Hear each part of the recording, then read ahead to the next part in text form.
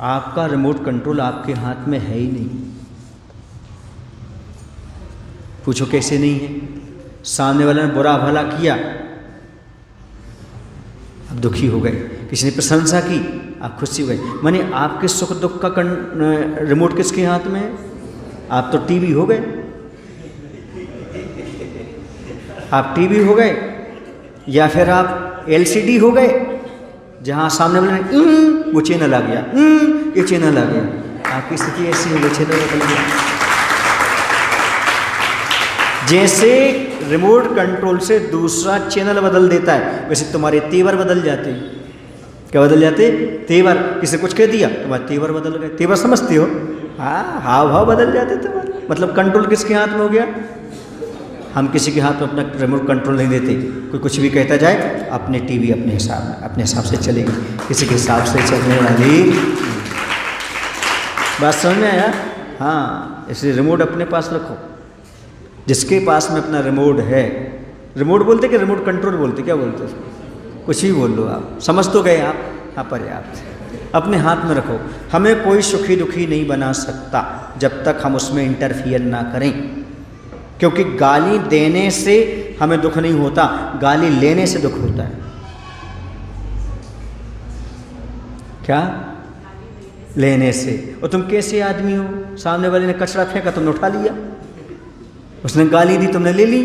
गाली कचरा है कि अच्छी चीज़ है? तो गाली तो उठाना नहीं, डोंट माइंड इट, इस तरफ से निकल जाना, पड़ा रहने दो। और जिसकी चीज़ तुम नहीं उठा, वो किसकी?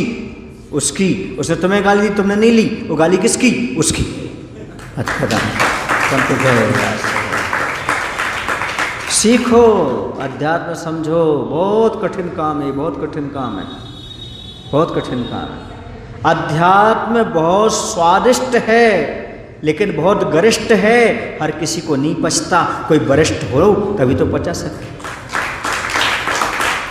अध्यात्म बहुत गरिष्ठ है, बड़ा स्वादिष्ट है।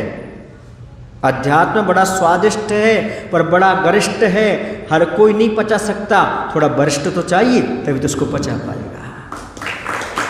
बहुत कुछ। अध्यात्म।